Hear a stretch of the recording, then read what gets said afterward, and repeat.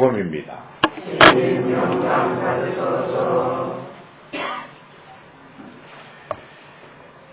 그때 예수님께서 제자들에게 말씀하셨다. 내가 진실로 너희의 어려움이 율법학자들과 바리사이들의 의로움을 능가하지 않으면 결코 하늘나라에 들어가지 못할 것이다. 살인해서는 안 된다. 살인한 자는 재판에 넘겨진다고 옛사람들에게 이르신 말씀을 너희는 들었다. 그러나 나는 너희에게 말한다. 자기 형제에게 성을 내는 자는 누구나 재판에 넘겨질 것이다. 간음해서는 안 된다. 고 이르신 말씀을 너희는 들었다. 그러나 나는 너희에게 말한다. 음욕을 품고 여자를 바라보는 자는 누구나 이미 마음으로 그 여자와 간음한 것이다. 거짓 맹세를 해서는 안 된다. 네가 맹세한 대로 주님께 해드려라 하고 옛사람들에게 이르신 말씀을 너희는 또 들었다. 그러나 나는 너희에게 말한다. 아예 맹세하지 마라. 너희는 말할 때에 예 할 것은 예하고 아니요 할 것은 아니요라고만 하여라. 그 이상의 것은 악에서 나오는 것이다. 주님의 말씀입니다. 그리스도님 찬양합니다. 앉으십시오.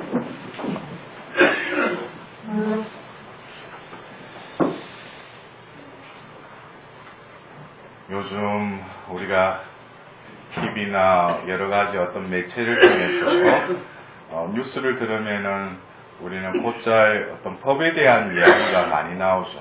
그래서 법에 무지한 우리들도 무턱대게 법에 대한 관심을 기울이게 됩니다. 우리가 생각하는 그 법의 어떤 조항의 그 의미, 그러나 이 법의 형식이지만 하나님께서 우리에게 주신 이 계명이라는 것도 우리는 이 계명을 이 사회에서, 국가에서 우리 지켜야 될 어떤 법과 어떻게 우리가 이 계명을 이해해야 하는가. 똑같이 지키면은 그것을 지킨 거고, 안 지키면은 죄가 되고 뭐 벌을 받는 그런 관점으로 우리도 이 계명을 또한 이해하고 있지는 않는가. 예수님이 이 세상에 오셔서 여러 가지 공생애 중에 예수님을 뒤따랐던 무리 중에 한 부류가 바로 바리사이들과 율법학자들이었죠. 우리가 성경을 통해서 볼 수 있지만 안식일에 해서는 안 될 그 규정을 예수님은 행하죠. 우리가 어떤 법을 지키고 어긴다는 그런 관점에서 보면 분명히 예수님은 뭐예요? 그 법을 어겼다는 거죠. 그럼 죄죠. 근데 예수님은 그것을 또 다르게 해석을 하시죠.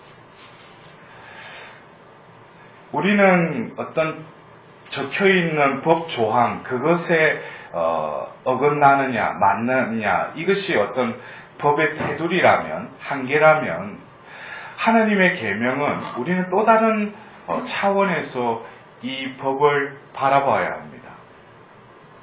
그래서 우리가 한간에 우리 신자분들 보면은 고해성사에 즐겨 우리 고백하는 그 메뉴 중에 하나가 뭐예요? 주일미사 그랬다고 그래요. 근데 주일미사 그란 게 그것이 죄예요? 아니죠. 하나님이 주신 그 계명에는 뭐예요? 주일을 거룩하게 지내라 그랬어요. 그러면은 우리가 주일을 거룩하게 지내면은 마땅히 뭐예요? 이 미사에 참여할 수밖에 없죠. 근데 우리는 이거를 그 원래의 정신은 차치하고 주일미사 참여할 때 1시간 잠깐 들이밀고 그냥 앉아서 딴 생각하고 주방 한번 뒤끼다가 신부님이 오늘 무슨 말하는 관심도 없어. 그래서 주일미사 참여한 거 거기에다가 의미를 둬요. 또 어떤 분은 뭐예요? 주일미사 참여 안 했대. 그래서 다음번에 영성체를 못 한다니까 어쩔 수 없이 와서 뭐예요? 그냥 주일미사 몇 번 그랬습니다. 이밖에 알아내지 못했대. 진정 자기가 알아차리지 못하는지 아니면 그냥 이것만 죄인 줄 알고 고백을 하는 건지 여러분 한번 생각해 봅시다. 이 사람이 주일미사 참여했어요. 보통 평균 1시간 주일미사 참여했어요. 근데 이 사람이 진정 주일을 거룩하게 지냈느냐 이거예요. 그 1시간 미사 참여하고 그냥 놀러 다니고 지 식대로 그냥 하루로 살았어요. 엄밀히 따지면은 그건 주일미사 참여는 했어요. 근데 그런 규정은 없죠. 주일을 거룩하게 지냈느냐 이거예요. 근데 그 반면에 어떤 사람은 그래요. 자기 집에 어떤 아픈 사람이 있어요. 그 사람을 내가 간호하지 않으면 안 돼요. 근데 주일미사 참여하기 위해서 그 사람 내동댕이 치고 주일미사 참여한다고 주일을 거룩하게 지낸 거예요? 우리는 어떤 경우 이 하나님의 계명을 이 세상에서 통용되는 어떤 그런 어기고 지켜야 될 어떤 법으로만 그러한 기준으로 법을 바라보기 때문에 하나님이 우리에게 왜 이 계명을 주셨는가? 우리는 왜 이것을 지키지 않으면 안 되는가? 그것에 대한 의미는 간과해 버린다는 거죠. 우리가 구약의 그 탈출기를 보면 이집트 땅에서 하나님이 그 이스라엘 백성을 홍해바다를 가르쳐서 그들을 탈출시키죠. 그러나 궁극적인 목적은 이제 뭐예요?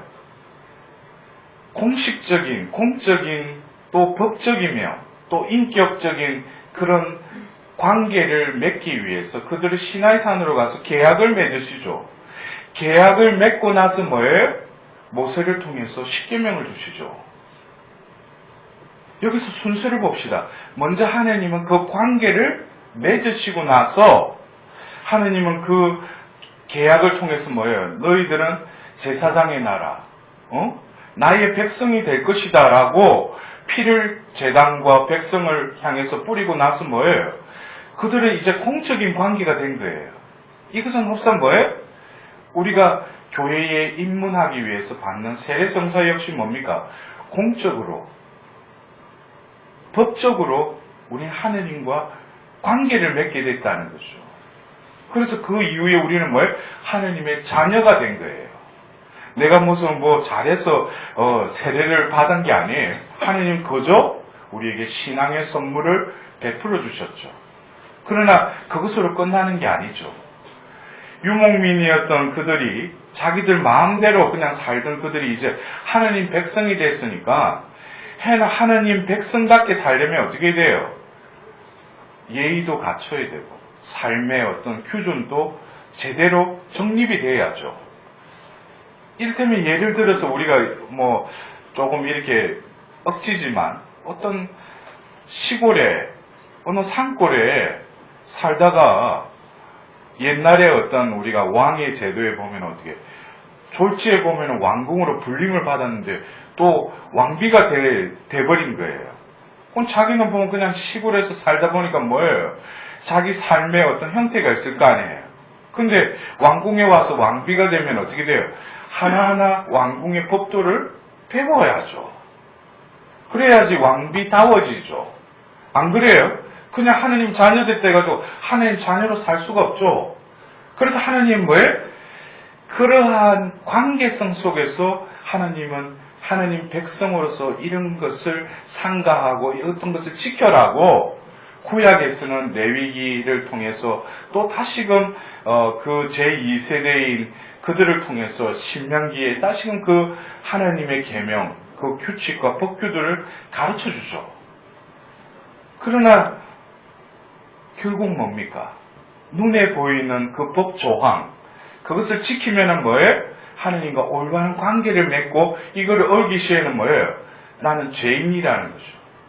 그것은 보이는 그 율법 조항에 따라서 하나님하고의 관계를 생각하게 됐다는 거예요. 그러한 시각에서 뭐예요? 예수님의 그 행동이나 말씀은 이해를 못했던 거죠. 오늘 우리가 들었던 이 복음의 말씀, 옛사람에게는 그렇게 말했다고 그랬어요. 그러나 너희들에게는 그렇게 말한다고 산상설교, 우리가 알고 있는 산상수훈을 통해서 우리는 새로운 해석을 우리는 들으면서 아니 예수님은 더 엄격하다. 저런 것까지 무슨 뭐 재판을 받고 또 지옥불에 빠지고 보면은 뭐 바보라고. 우리가 얼마나 이웃에게 어떤데 마음에 안 들면 뭐야? 이 바보야 그러잖아. 여러분들 그 자녀들한테도 맑게 못 알아듣고 그럼 뭐예요? 이 바보야, 이 천치야 그러잖아. 그런데 그 예수님은 뭐라고 했어요? 그런 경우 어디로 빠진다 했어요? 지옥불에 빠진다고 했어요. 우리 지금 지옥불에 빠지는 거예요. 이걸 어떻게 이해해야 되겠는가? 하나님이 우리에게 계명을 주신 것은 관계성 안에서 이해하지 않으면 안 된다는 거예요. 이것을 좀 더 우리가 이해하기 쉽게 이렇게 생각할 수도 있어요. 우리가 마음에 드는 자기가 어떤 편리를 위해서 어떤 가전제품을 샀어요. 근데 가전제품 샀다고 해서 그냥 뭐 작동이 돼요? 먼저 뭐예요? 코드를 전기에 꽂아야죠. 콘센트를 꽂아야지. 근데 그 꽂았다고 해가지고 돼요? 아니죠. 그 제품의 ON을 눌러야죠. 그 전기가 흐르고 그 제품의 그 기능이 이제 비로소 발휘가 될 거 아닙니까?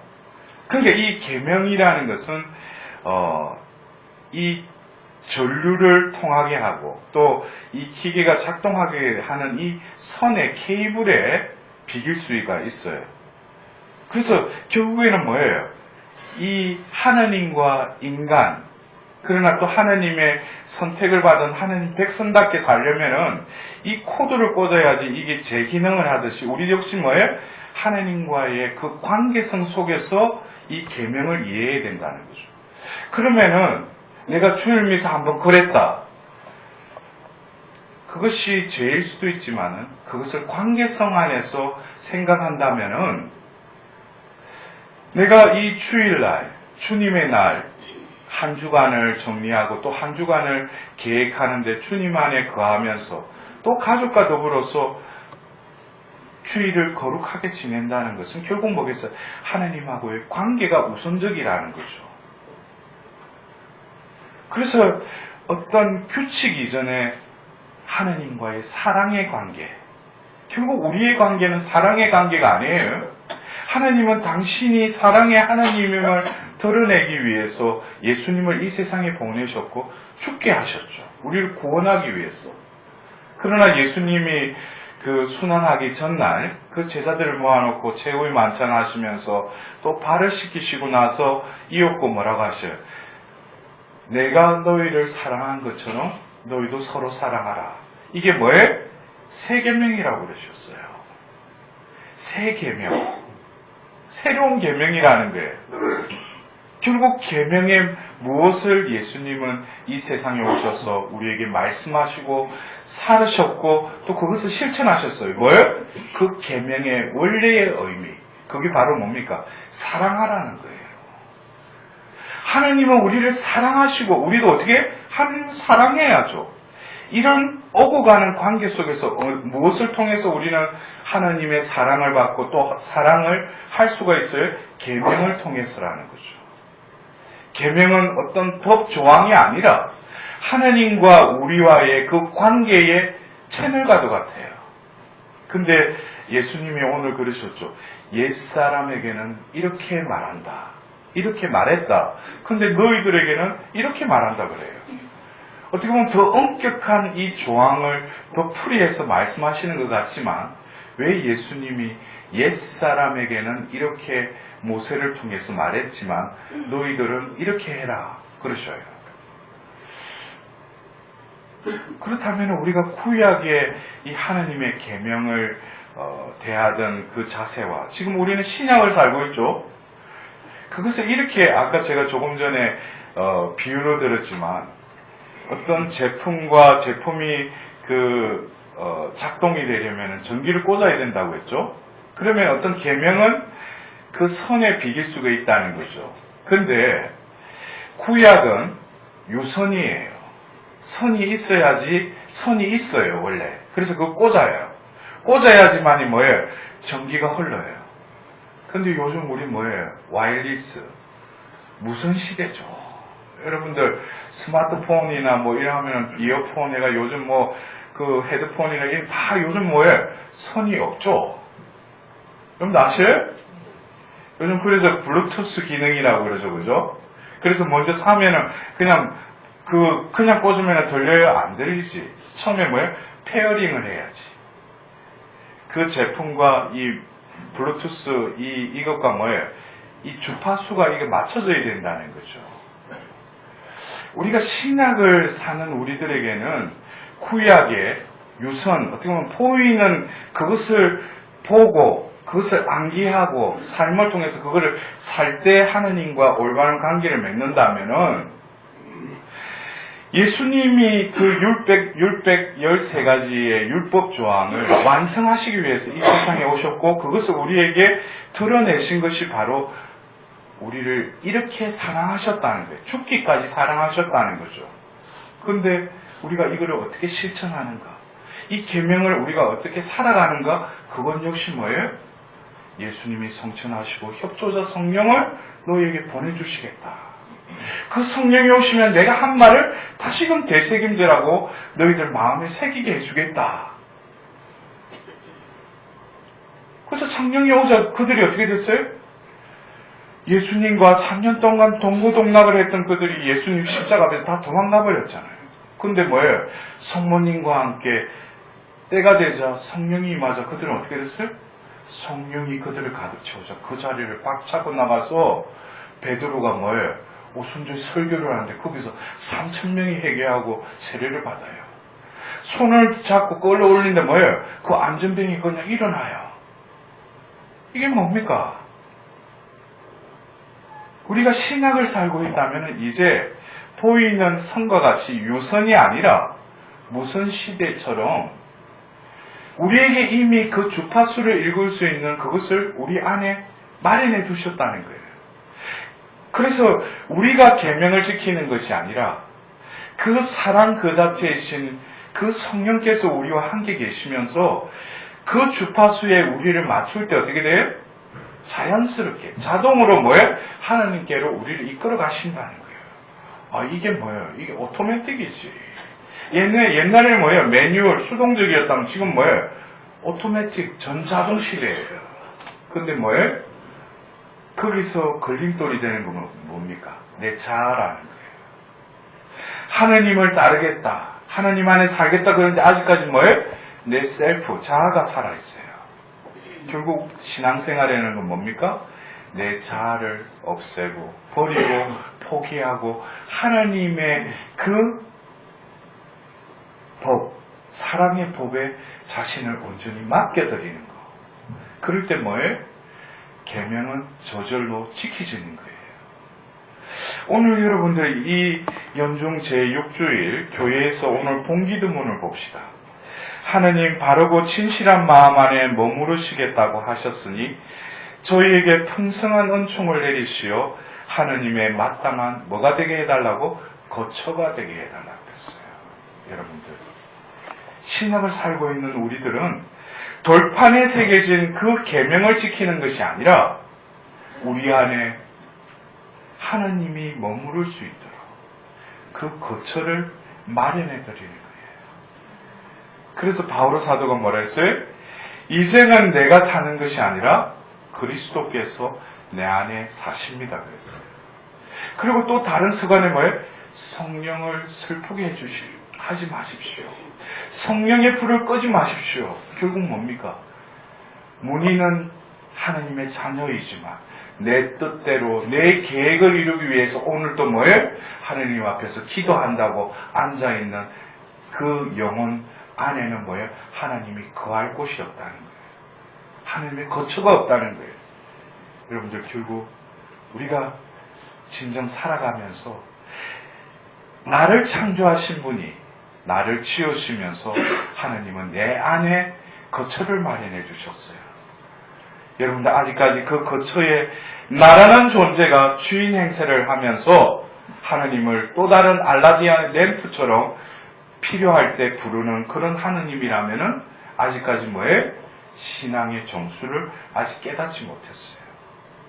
그것이 아니라 뭐예요? 나 자신을 온전히 하나님께 내어드리고 그분이 나를 대신해서 살아주시도록 그분께 의탁의 삶을 사는 사람은 아직은 뭔가가 잘 모르지만 뭐예요? 어느 순간이 되면 모든 것이 깨닫게 됩니다. 왜? 내가 깨닫는 것이 아니라 그 사랑의 신비는 결국 뭐예요? 성령을 통해서 깨닫게 되는 거죠. 그래서 오늘 이 독서에 바오로 사도가 이렇게 말씀하시고 계십니다. 하나님께서는 성령을 통하여 그것들을 바로 우리에게 계시해 주셨습니다. 성령께서는 모든 것을 그리고 하나님의 깊은 비밀까지도 통찰하고 계십니다. 여러분들, 똑같은 인간이라도 하나님이 거처하시는 그 영혼, 그 존재는 다르죠. 여러분들, 우리가 지금 살고 있는 이 시대에 진정 그리스도인답게 하나님 자녀로서 삶을 살려면 우리 안에 하나님의 거처를 마련해야 드릴 뿐만 아니라 그 거처에 계시는 하나님과 끊임없는 교제를 통해서 바오로 사도와 같이 이제는 내가 사는 것이 아니라 그리스도께서 나를 대신해서 몸소 살아주신다는 그 신비가 우리 안에 이루어질 수 있도록 하나님께 기도드리도록 합시다. 아멘.